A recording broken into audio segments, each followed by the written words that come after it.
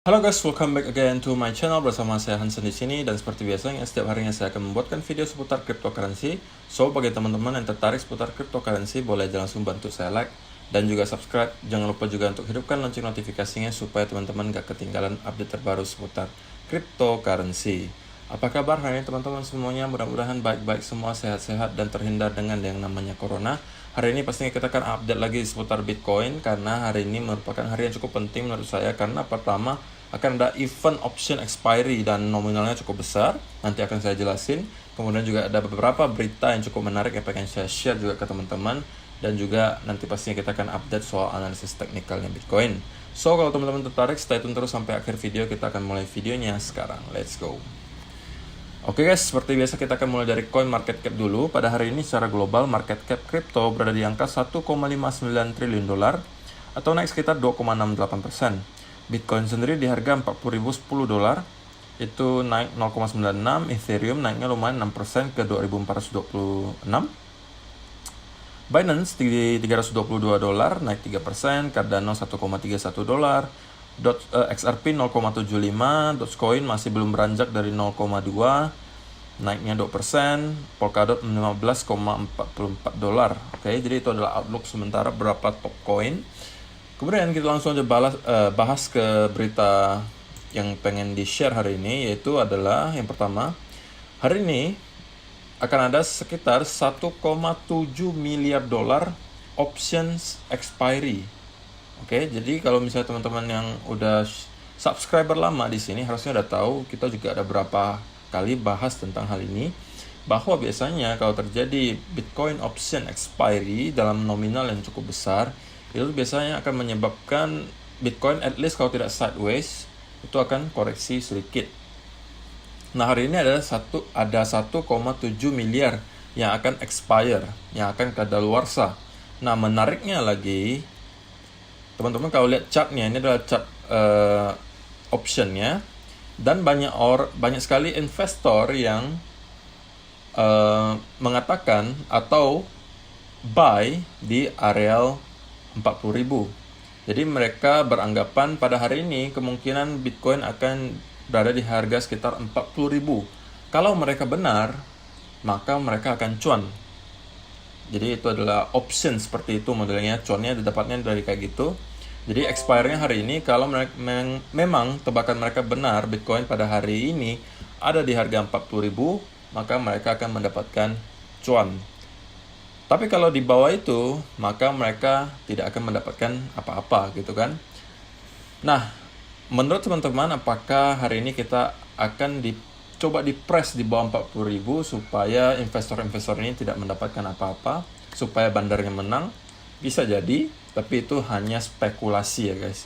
Karena ya tahulah, kalau bandar ya pasti sebisa mungkin mereka yang menang, bukan kita yang menang gitu kan.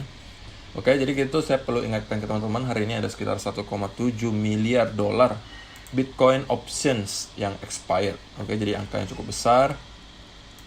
Kemudian berita kedua di sini yang cukup menarik juga dan juga menambah motivasi kita ya sebagai pemegang kripto, bahwa crypto population double to over 200 million users since January, report says. It only took 4 months for the crypto population to almost double from 106 million in February to 203 million in May.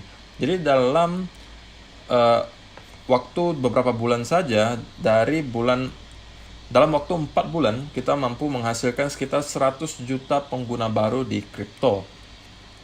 Jadi itu adalah angka yang cukup fantastis menurut saya.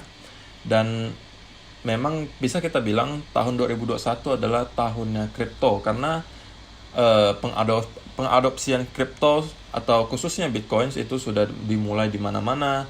Kemudian sebagian besar orang juga pasti udah mengenal yang namanya cryptocurrency, dan juga orang-orang udah mulai pada masuk karena takut ketinggalan kereta dan lain-lain. Itu adalah pastinya merupakan hal yang positif, ya kan?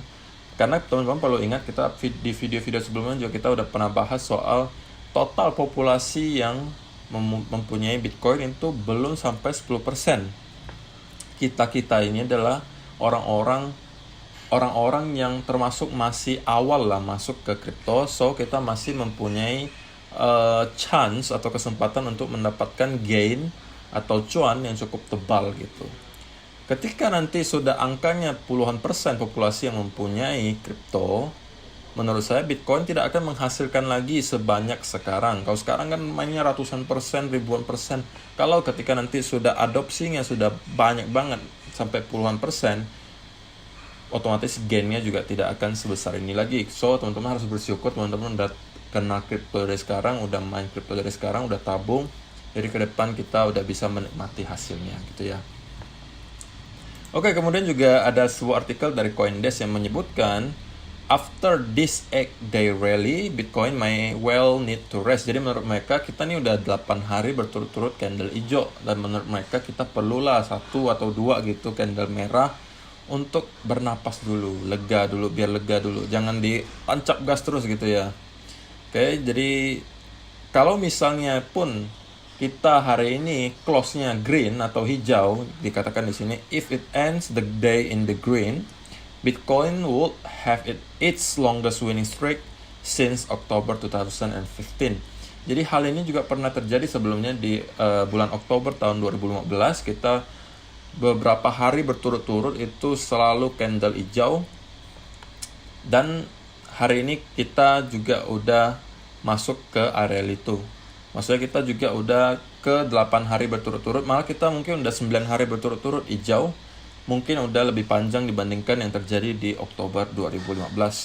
So itu menunjukkan apa? Juga mungkin itu adalah indikasi bahwa para bear ini mulai agak ngeri-ngeri untuk short. Atau kedua, memang orang-orang ini udah pada yakin bahwa buruan ini akan berlanjut. So orang-orang pada semua bertahan kepada Bitcoinnya, tidak ada yang mau dijual. Jadi kalau nggak ada yang mau jual, ya harganya gimana mau turun gitu kan. Paling juga sideways doang, habis itu naik lagi gitu. Oke, sekarang kita langsung masuk aja ke chartnya Bitcoin, oke? Oke guys, sekarang kita mulai dari daily chart dulu. Kita hitung lagi berapa hari nih sudah. 1, 2, 3, 4, 5, 6, 7, 8, 9. Sudah 9 hari kita warnanya hijau. Walaupun kemarin tipis banget deh hijaunya gitu ya. Tapi tetap aja hijau gitu. Jadi udah 9 hari berturut-turut kita menemukan candle hijau. Dan itu merupakan hal yang fantastis banget menurut saya. Karena apa? Kita tidak melihat ada koreksi yang signifikan. Dan sampai hari ini pun kita masih melihat Bitcoin malah cuma sideways doang, nggak koreksi gitu. Tetapi apakah dengan adanya Bitcoin option expiry hari ini harganya akan ditekan ke bawah sedikit? Bisa jadi saja terjadi. Dan ini udah merupakan hari ketiga kita, hari keempat malah kita berada di atas exponential moving average 200. Dan saya pribadi juga, saya memang lebih prefer ya kalau kita ya sedikit koreksi dulu lah ke bawah, ya kan, bernapas dulu sejenak, baru kita melanjutkan kenaikan lagi ke atas gitu. Karena kalau misalnya kita terus menerus naik, biasa nanti profit takingnya juga akan gede gitu. Dan biasanya kalau misalnya tidak ada koreksi sama sekali, kita terus naik, biasa koreksinya juga akan, ketika datang koreksi itu akan cukup dalam gitu. Jadi saya lebih prefer sekarang kita koreksi dulu sebentar, mungkin ke area 37.000 atau 38.000, habis itu baru kita ngeroket lagi ke atas. Itu yang lebih saya suka gitu ya. Nah kalau di 1 hour chart sekarang kita membentuk sebuah pattern symmetrical triangle gitu ya. Dan